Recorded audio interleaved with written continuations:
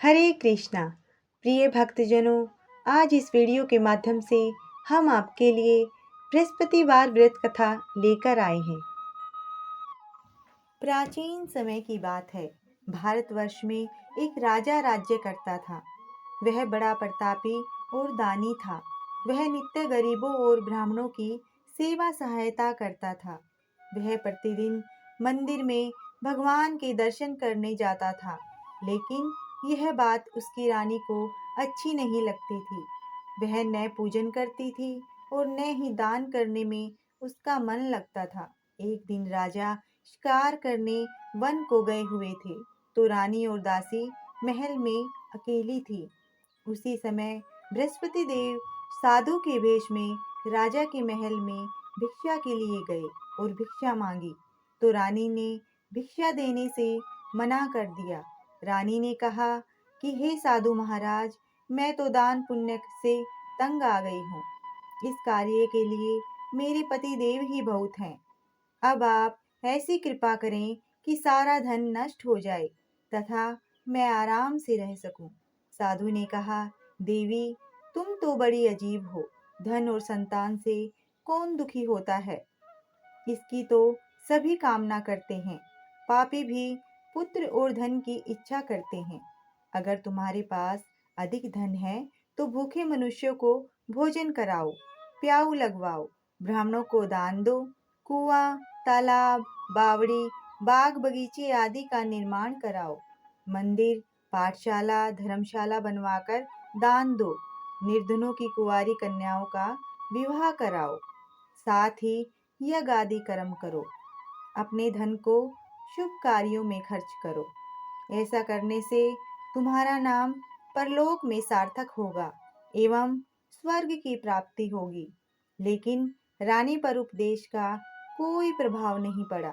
वह बोली, महाराज, मुझे ऐसे धन की आवश्यकता नहीं जिसको मैं अन्य लोगों को दान दूं, जिसको रखने और संभालने में मेरा सारा समय नष्ट हो जाए। अब आप ऐसी कृपा करें कि सारा धन नष्ट हो जाए तथा मैं आराम से रह सकूं। साधु ने उत्तर दिया, यदि तुम्हारी ऐसी इच्छा है तो जैसा मैं तुम्हें बताता हूँ तुम वैसा ही करना। बृहस्पतिवार को घर को गोबर से लीपना, अपने केशों को पीली मिट्टी से धोना, राजा से कहना वह बृहस्पतिवार को हजामत बनवाए, भोजन में मांस मदिरा खाना और कपड़ा धोबी के यहाँ धुलने डालना। ऐसा करने से 7 बृहस्पतिवार में ही आपका सारा धन नष्ट हो जाएगा। इतना कहकर वह साधु महाराज वहां से अंतर्धान हो गए। इसके बाद रानी ने वही किया जो साधु महाराज ने बताया था। 3 बृहस्पतिवार ही बीते थे कि उसका समस्त धन संपत्ति नष्ट हो गया और भोजन के लिए राजा रानी तरसने लगे। तब एक दिन राजा ने रानी से कहा कि तुम यहाँ पर रहो, मैं दूसरे देश में चाकरी के लिए चला जाऊं, क्योंकि यहाँ पर मुझे सभी मनुष्य जानते हैं, इसीलिए कोई कार्य नहीं कर सकता। देश चोरी परदेश भीख बराबर है। ऐसा कहकर राजा परदेश चला गया। वहां जंगल को जाता, लकड़ी काट कर लाता और शहर में बेचता। इस तरह जीवन व्यतीत करने लगा। इधर राजा के बिना रानी और दासी दुखी रहने लगी। किसी दिन भोजन मिलता और किसी दिन जल पीकर ही रह जाती। एक समय जब रानी और दासियों को 7 दिन बिना भोजन के रहना पड़ा, तो रानी ने अपनी दासी से कहा, हे दासी, पास ही के नगर में मेरी बहन रहती है। वह बड़ी धनवान है। तू उसके पास जा आ और 5 सेर भेजर मांग के ले आ, ताकि कुछ समय के लिए थोड़ा गुजर बसर हो जाए। दासी रानी की बहन के पास गई। उस दिन बृहस्पतिवार था। रानी की बहन उस समय बृहस्पतिवार की कथा सुन रही थी। दासी ने रानी की बहन को अपनी रानी का संदेश दिया, लेकिन रानी की बहन ने कोई उत्तर नहीं दिया। जब दासी को रानी की बहन से कोई उत्तर नहीं मिला, तो वह बहुत दुखी हो गई। उसे क्रोध भी आया। दासी ने वापस आकर रानी को सारी बात बता दी। यह सुनकर रानी ने कहा कि हे दासी, इसमें उसका कोई दोष नहीं है। जब बुरे दिन आते हैं तब कोई सहारा नहीं देता। अच्छे बुरे का पता विपत्ति में ही लगता है। जो ईश्वर की इच्छा होगी वही होगा। यह सब हमारे भाग्य का ही दोष है। यह सब कहकर रानी ने अपने भाग्य को कोसा। उधर रानी की बहन ने सोचा कि मेरी बहन की दासी आई थी, लेकिन मैं उससे नहीं बोली। इससे वह बहुत दुखी हुई होगी। कथा सुनकर और पूजन समाप्त कर वह अपनी बहन के घर गई और कहने लगी, हे बहन, मैं बृहस्पतिवार की कथा सुन रही थी। तुम्हारी दासी गई, लेकिन जब तक कथा होती है तब तक न उठते हैं और न बोलते हैं। इसीलिए मैं नहीं बोली। कहो, दासी क्यों गई थी? रानी बोली, बहन, हमारे घर अनाज नहीं था। ऐसा कहते कहते रानी की आंखें भर आई। उसने दासियों समेत 7 दिन तक भूखा रहने की बात भी अपनी बहन को बता दी। इसीलिए मैंने दासी को तुम्हारे पास 5 सेर भेजर लेने के लिए भेजा था। रानी की बहन बोली, बहन देखो, बृहस्पति देव सबकी मनोकामना पूर्ण करते हैं। देखो, शायद तुम्हारे घर में अनाज रखा हो। पहले तो रानी को विश्वास नहीं हुआ, परंतु बहन के आग्रह करने पर उसने दासी को अंदर भेजा। दासी घर के अंदर गई और वहां पर उसे एक घड़ा भेजर से भरा मिल गया। उसे बड़ी हैरानी हुई। उसने बाहर आकर रानी को बताया। दासी रानी से कहने लगी, हे रानी, जब हमको भोजन नहीं मिलता तो हम व्रत ही तो करते हैं। इसीलिए क्यों न इनसे व्रत और कथा की विधि पूछ ली जाए। हम भी व्रत किया करेंगे। दासी के कहने पर रानी ने अपनी बहन से बृहस्पति व्रत के बारे में पूछा। उसकी बहन ने बताया, बृहस्पतिवार के व्रत में चने की दाल, गुड़ और मुनक्का से विष्णु भगवान का केले के पेड़ की जड़ में पूजन करें तथा दीपक जलाएं और कथा सुने। उस दिन एक ही समय भोजन करें। भोजन में पीले खाद्य पदार्थ का सेवन जरूर करें। इससे गुरु भगवान प्रसन्न होते हैं, अन्न, पुत्र और धन का वरदान देते हैं। साथ ही सभी मनोकामनाएं पूर्ण करते हैं। व्रत और पूजन की विधि बताकर रानी की बहन अपने घर लौट आई।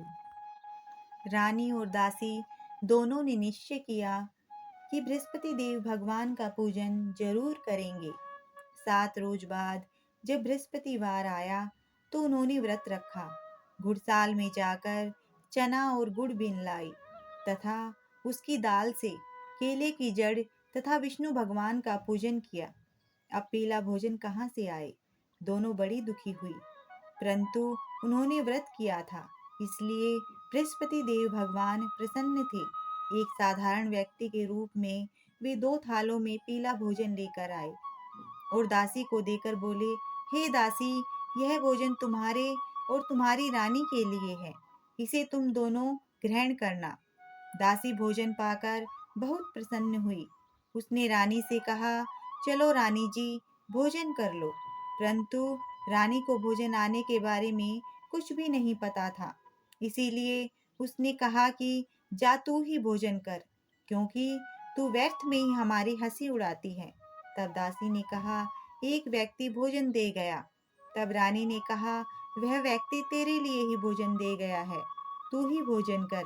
तब दासी ने कहा, वह व्यक्ति हम दोनों के लिए 2 थालों में सुंदर पीला भोजन दे गया है, इसीलिए मैं और आप दोनों ही साथ साथ भोजन करेंगे। यह सुनकर रानी बहुत प्रसन्न हुई और दोनों ने गुरु भगवान को नमस्कार कर भोजन किया। उसके बाद से वे प्रत्येक बृहस्पतिवार को गुरु भगवान का व्रत और पूजन करने लगी। बृहस्पति भगवान की कृपा से उनके पास धन हो गया, लेकिन रानी फिर पहले की तरह आलस्य करने लगी। तब दासी बोली, देखो रानी, तुम पहले भी इसी प्रकार आलस्य करती थी। तुम्हें धन के रखने में कष्ट होता था, इस कारण सभी धन नष्ट हो गया। अब गुरु भगवान की कृपा से धन मिला है तो फिर तुम्हें आलस्य होता है। बड़ी मुसीबतों के बाद हमने यह धन पाया है, इसीलिए हमें दान पुण्य करना चाहिए। अब तुम भूखे मनुष्यों को भोजन कराओ, प्याऊ लगवाओ, ब्राह्मणों को दान दो, कुआं, तालाब, बावड़ी और बाग बगीचे आदि का निर्माण कराओ, मंदिर, पाठशाला और धर्मशाला बनवाकर दान दो, निर्धनों की कुंवारी कन्याओं का विवाह कराओ, साथ ही यज्ञ आदि कर्म करो। अपने धन को शुभ कार्यों में खर्च करो, जिससे तुम्हारे कुल का यश बढ़े और स्वर्ग को प्राप्त हो और पितर प्रसन्न हों।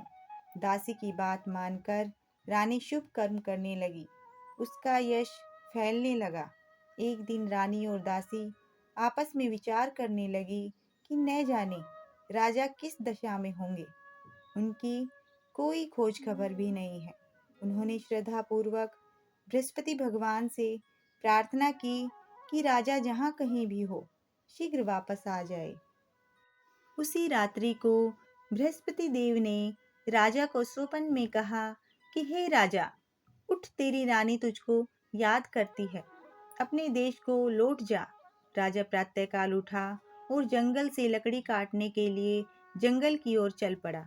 जंगल से गुजरते हुए विचार करने लगा कि रानी की गलती से उसे कितने दुख भोगने पड़ रहे हैं। उसे राजपाट छोड़कर जंगल में आकर रहना पड़ रहा है।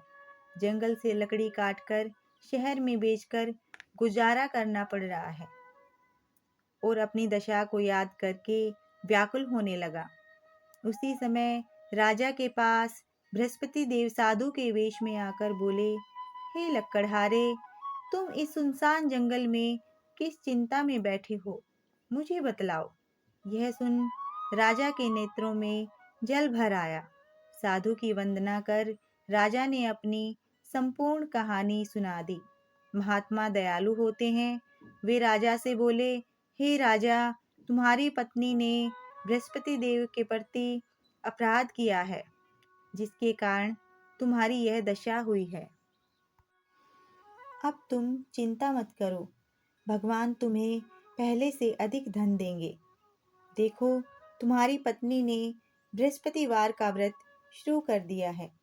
अब तुम भी बृहस्पतिवार के व्रत में चने की दाल, गुड़ और मुनक्का से विष्णु भगवान का केले के वृक्ष की जड़ में पूजन करो तथा दीपक जलाकर कथा सुनो।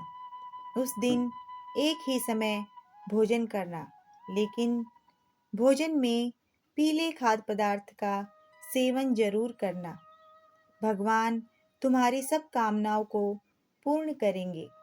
साधु की बात सुनकर राजा बोला, हे प्रभु, लकड़ी बेचकर तो इतना पैसा भी नहीं बचता जिससे भोजन के उपरांत कुछ बचा सकूं।